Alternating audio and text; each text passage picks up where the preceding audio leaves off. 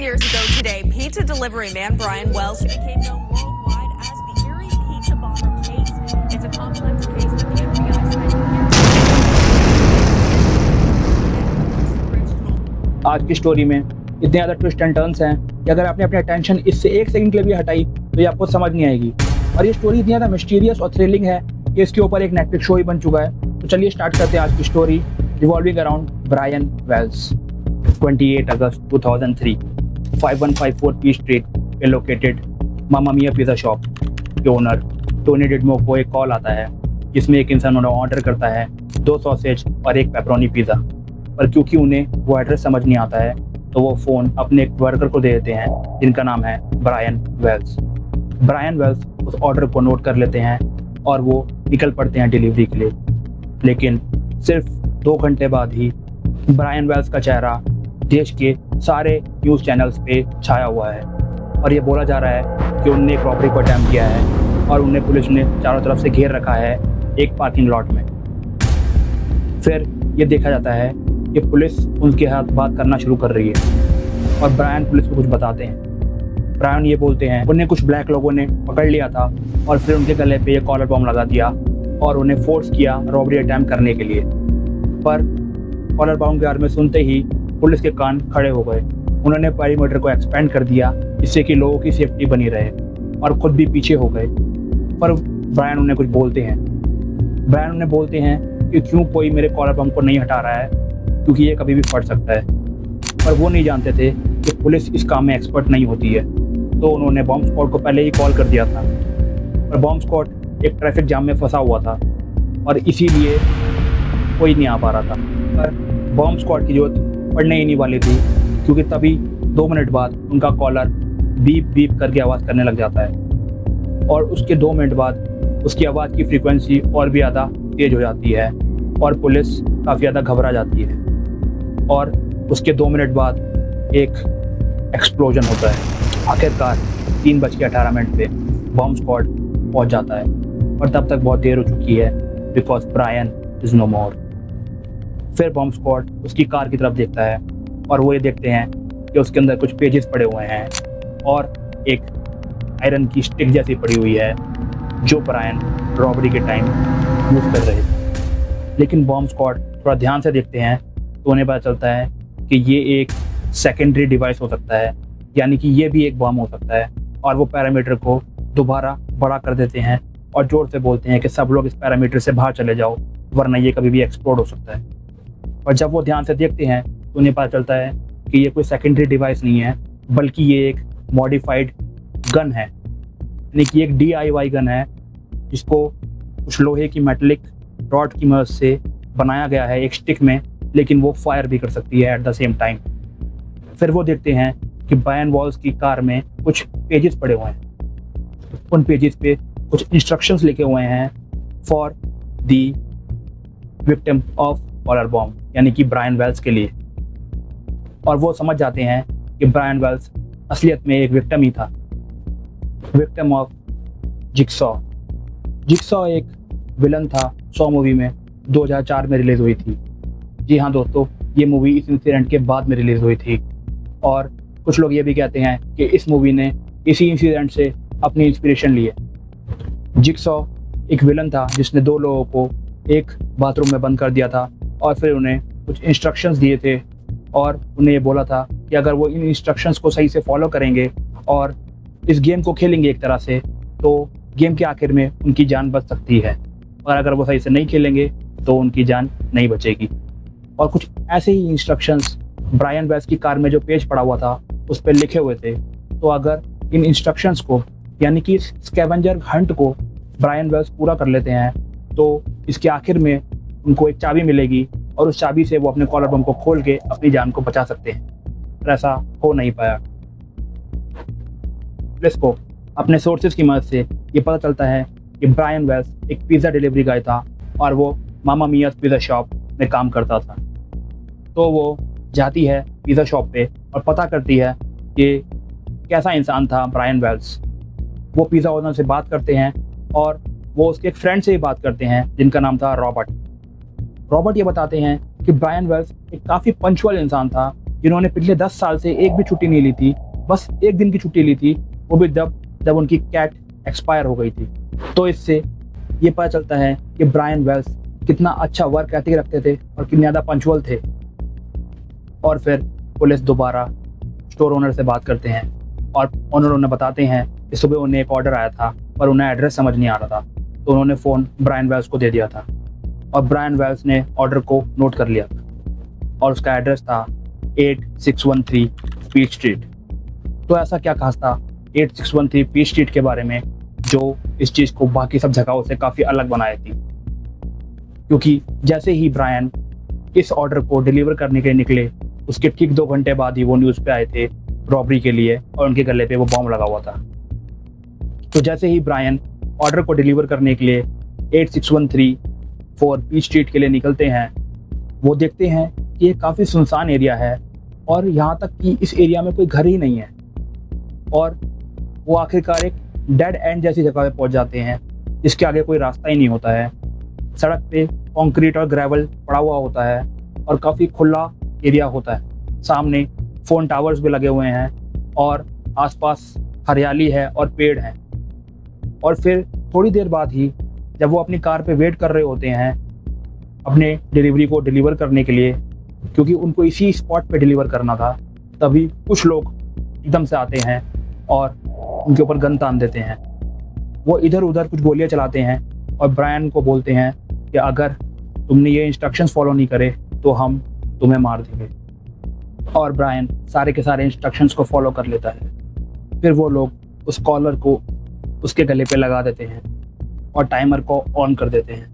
वो बोलते हैं कि अगले 50 मिनट के अंदर अगर तुमने ये सारे इंस्ट्रक्शंस को फॉलो नहीं किया तो ये बॉम्ब एक्सप्लोड हो जाएगा।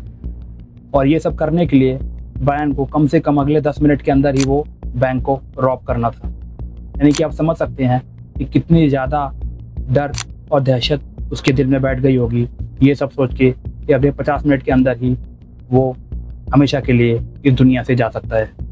उसके बाद ब्रायन सारे इंस्ट्रक्शंस को फॉलो करता है और अगले 10 मिनट के अंदर ही बैंक को रॉब कर लेता है। और ब्रायन की छाती पे वो बॉम्ब लगा होता है जो उसकी गर्दन से अटैच होता है। ब्रायन ने एक शर्ट पहनी होती है जिस पर लिखा होता है गैस। इसका मतलब ये भी हो सकता है कि जो किलर्स हैं वो चाह रहे हों एक तरह से बैंक्स को और पुलिस को मॉक करना कि गैस करो कि कौन है इतना होशियार, कौन है इतना बड़ा मास्टरमाइंड जो इतने बड़े क्राइम को अंजाम दे सकता है और बच भी सकता है। अब क्योंकि बैंक रॉबरी और बॉम्ब एक तरह का फेडरल क्राइम होता है, इसलिए FBI भी इन्वॉल्व हो गई थी इस केस में। हालांकि FBI को ये सब नहीं पता था कि जब ब्रायन वहाँ गया तो उसको गर्दन पे किसी ने बॉम्ब लगा दिया और उसके साथ ये सब हुआ, क्योंकि उन्हें ये सब बाद में पता चला। तो FBI ने क्या करा, FBI ने ये सोचा कि क्यों ना हम इन सारे इंस्ट्रक्शंस को फॉलो करें जो ब्रायन को पेजेस में दिए गए हैं। तो वो उन सारे पेजेस को देखते हैं और पहले स्पॉट पे जाते हैं जो था पार्किंग लॉट इटसेल्फ। और पार्किंग लॉट के पास एक मैकडॉनल्ड्स भी होता है और वहाँ पे वो एक पत्थर के नीचे कुछ पेजेस को देखते हैं और फिर उन्हें इंस्ट्रक्शंस मिलते हैं एक अगले स्टॉप पे जाने के। वो अगले स्टॉप पे जाते हैं और उस डेस्टिनेशन पे पहुंचने के बाद उन्हें एक साइन दिखता है रोड पे जो होता है माइल का साइन। उस माइल साइन के नीचे एक ऑरेंज कंटेनर होता है जिसके अंदर कुछ पेजेस होते हैं। वो पेजेस में इंस्ट्रक्शंस लिखे होते हैं कि तुम्हें इस स्पॉट पे जाना है। और जब वो उस स्पॉट पे जाते हैं तो वो देखते हैं कि वहाँ पे भी एक कंटेनर है, पर जब वो देखते हैं तो उस कंटेनर के अंदर कुछ भी नहीं होता है। यानी कि जो लास्ट स्टॉप था उसमें कोई भी चाबी नहीं थी। इसका मतलब ये था कि किलर्स जो अपने आप को मास्टरमाइंड समझ रहे थे वो आखिरकार ब्रायन वेल्स को मारना ही चाह रहे, क्योंकि उनके पास बचने का कोई चांस ही नहीं था। उसके बाद FBI जो बम एक्सप्लोड हो चुका था उसकी जांच करती है और वो ये देखते हैं कि जो बम था उसके पार्ट्स काफ़ी ज़्यादा सोफिस्टिकेटेड थे और वो उसको एक ही जगह पे असेंबल करने की कोशिश करते हैं। तो वो ये ढूंढते हैं कि उस बॉम्ब के अंदर काफ़ी सारे बूबी ट्रैप्स थे। इसका मतलब ये था कि काफ़ी ज़्यादा पुलिस को और FBI को और बॉम्ब स्क्वाड को बेवकूफ़ बनाने की कोशिश की गई थी बॉम्ब मेकर्स के द्वारा। क्योंकि अलग अलग तरह के वायर्स ऐसे ही जोड़ रखे थे जिससे कि काफ़ी ज़्यादा टाइम लग जाए बॉम्ब को डिफ्यूज़ करने में और तब तक बॉम्ब एक्सप्लोड हो जाए। फिर ये केस थोड़ा ठंडा पड़ गया, पर उसके कुछ ही दिनों बाद रॉबर्ट, जो ब्रायन का फ्रेंड था, उसकी भी डेथ हो जाती है और FBI काफ़ी ज़्यादा चौकन्नी हो जाती है क्योंकि वो उसी का कोवर्कर था और उन्हें लग रहा था कि 100% इसका ब्रायन वेल्स की डेथ के साथ कोई ना कोई लिंक तो है। पर जब वो रॉबर्ट का पोस्टमार्टम करते हैं तो वो ये पाते हैं कि रॉबर्ट की डेथ ओवरडोज की वजह से हुई है क्योंकि वो एक ड्रग एडिक्ट था। वो तब भी मानते नहीं हैं, सोचते हैं कि कोई ना कोई लिंक तो होगा, क्योंकि ये भी तो हो सकता है कि किलर ने ही उसको सिरिंज के द्वारा ओवरडोज करा दी हो ड्रग्स की। लेकिन उनके पास और कोई सबूत नहीं है, तो ये केस फिर ठंडा पड़ जाता है। और उसके 1 महीने बाद पुलिस को दोबारा कॉल आती है और वो दोबारा एक जगह पे जाते हैं और वो मिलते हैं एक आदमी से जिसका नाम है विलियम्स। विलियम्स ये बताता है कि उसके फ्रीज़र में एक डेड बॉडी है और पुलिस काफ़ी ज़्यादा हैरान हो जाती है क्योंकि इस तरह से कभी भी कोई इंसान कॉल करके नहीं बुलाता है किसी पुलिस को और ये बोलता है कि उसके फ्रीज़र में एक डेड बॉडी पड़ी हुई है। और वो ये बोलता है कि मैंने इसको नहीं मारा है, इसको मारा है मेरी गर्लफ्रेंड ने जिसका नाम है मार्जरी आर्मस्ट्रॉन्ग। और पुलिस ये सुन के तो हैरान थी ही कि आखिर क्यों कोई इंसान किसी की डेड बॉडी को अपने फ्रिज में रखेगा किसी और के लिए, बल्कि वो उससे भी ज़्यादा हैरान थी क्योंकि वो खड़े थे 8613 पी स्ट्रीट पे, जो एकदम पैरेलल थी उसी ग्रेवल रोड के जहाँ पे ब्रायन वेल्स के गले पे वो कॉलर बम लगाया गया था। यानी कि कोई ना कोई लिंक जरूर था इस केस का उस केस से।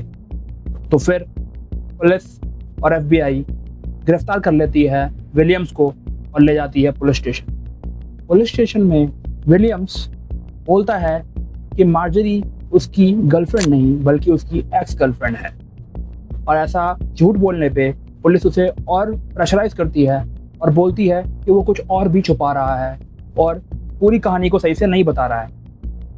तो विलियम्स बताता है कि वो कुछ नहीं जानता है इस केस के बारे में, उसे बस ये पता है कि मार्जरी ने अपने बॉयफ्रेंड यानी कि जो उसका करंट बॉयफ्रेंड है जेम्स, उसको शॉटगन से शूट किया और जब वो एक्सपायर हो गया उसकी बॉडी को मेरे फ्रिज में रखवा दिया मुझे $70,000 का लालच देके। और फिर अचानक से विलियम्स ने यह बोला कि मेरा कोई भी लेना देना नहीं है ब्रायन वेल्स के मर्डर केस से।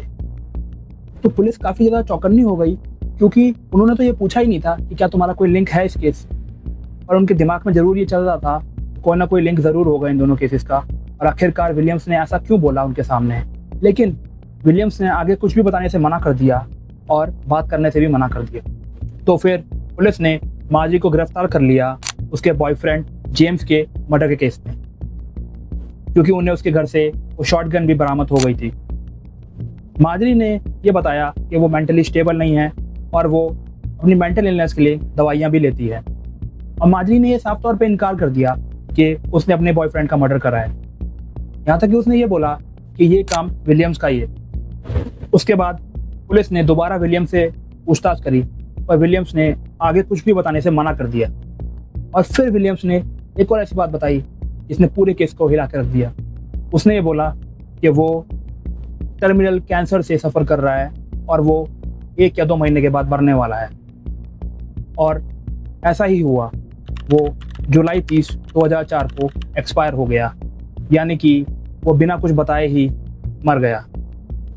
विलियम्स की जो ये कैंसर वाली प्रॉब्लम थी वो काफ़ी सिमिलर थी जिक्सॉ से, क्योंकि सॉ मूवी में जो जिक्सॉ होता है, जो विलन होता है, उसको भी टर्मिनल कैंसर होता है। और इसीलिए वो ये देख के काफ़ी परेशान होता है कि कई लोग अपनी ज़िंदगी एकदम मजाक में निकाल देते हैं और कुछ यूज़फुल नहीं करते हैं।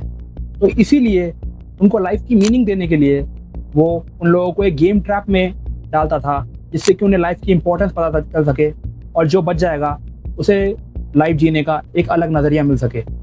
अब पुलिस के हाथों में और कोई सबूत था ही नहीं। पुलिस को पता नहीं था कि अब और आगे क्या करा जाए, क्योंकि मार्जरी कुछ बोल नहीं रही थी और वो मेंटली भी स्टेबल नहीं थी। तो फिर 1 महीने बाद अचानक से ही पुलिस को पता चलता है कि जेल में एक कैदी है जिसने अपने एक जेल के ही कैदी से कुछ कन्फेस किया है और उस कैदी का नाम था केनेथ। केनेथ ने एक कैदी को कुछ बताया था। उसने ये बताया था कि मार्जरी ही असली क्रिमिनल है, असली मास्टरमाइंड है जिसने ब्रायन वेल्स के गले पे वो कॉलर बॉम्ब लगाया था। तो फिर पुलिस ने केनेथ को जेल में प्रेशराइज करा और बोला कि तुमने ऐसा क्यों बोला। तो केनेथ ने बताया कि वो और मार्जरी पुराने दोस्त थे और वो एक साथ फिशिंग करने भी जाते थे। एक दिन जब वो फिशिंग कर रहे थे तो मार्जरी ने ये बोला कि उसके पापा के पास काफ़ी पैसे हैं और काफ़ी प्रॉपर्टी भी है, तो अगर केनेथ उसके पापा का मर्डर कर देता है तो वो उसको पैसे भी दे सकती है। और केनेथ ने मजाक में ये बोल दिया था कि हाँ, अगर तुम मुझे $250,000 दे दोगी तो मैं तुम्हारे पापा का मर्डर कर दूंगा। पर वो मजाक ही कर रहा था। पर पता नहीं क्यों मार्जरी ने इस बात को सच मान लिया और उसने अपने बॉयफ्रेंड यानी कि जेम्स को मनाया कि चलो हम बैंक रॉबरी का कोई प्लान बनाते हैं। पर जेम्स ने ये देखा कि मार्जरी को काफ़ी सारा पैसा मिलने वाला था उसके पापा के मर्डर से, तो जेम्स ने मना कर दिया और इसीलिए मार्जरी ने जेम्स पे गोली चला दी। फिर केनेथ ने पुलिस को ये बताया कि मार्जरी और विलियम्स दोनों मिले हुए हैं और उन्होंने ही ब्रायन वेल्स का मर्डर करवाया है। यहाँ तक कि उसने ये भी बताया कि ब्रायन वेल्स भी उनसे मिला हुआ था, क्योंकि ब्रायन वेल्स की जो गर्लफ्रेंड थी उनको ही ड्रग सप्लाई करता था केनेथ, और केनेथ जेल के अंदर था ड्रग सप्लाई के ही चार्जेस में। तो केनेथ का ये मानना था कि अगर वो पुलिस को ये इन्फॉर्मेशन दे देता है तो क्या पता उसकी सजा कम। केनेथ ने पुलिस को बॉम्ब के बारे में भी काफ़ी कुछ बताया। केनेथ ने पुलिस को यही बताया कि जो बॉम्ब में टाइमर था, अगर उसको दोबारा 0 पोजीशन पर ला दिया जाए तो वो बंद हो जाएगा और बॉम्ब एक्सप्लोड नहीं होगा। पर ये इन्फॉर्मेशन किसी को पता ही नहीं थी पहले से, वरना ब्रायन वेल्स भी नहीं मरता। और आखिरकार मार्जरी को इस मर्डर केस में 30 साल की सजा हुई और केनेथ को 20 साल की सजा हुई, क्योंकि अगर उसने हाँ भी करा था मर्डर करने के लिए, भले ही मजाक में करा हो, लेकिन वो कुछ हद तक इस केस में मिला हुआ था मार्जरी के साथ और इसीलिए उसको भी 20 साल की सजा हुई। और विलियम्स और ब्रायन वेल्स को मरने के बाद वो कंस्पिरेटर साबित किया गया इस केस का, यानी कि वो सब मिले हुए थे, लेकिन उन तीनों ने मिलके ब्रायन वेल्स को धोखा दे दिया था।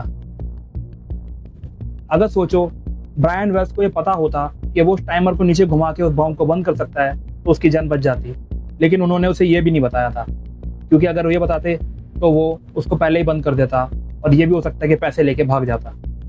तो इसमें यह पता चलता है कि आजकल की दुनिया में हमें किसी पे भी आंख बंद करके भरोसा नहीं करना चाहिए, भले ही वो आपके बहुत अच्छे दोस्त भी क्यों ना हो।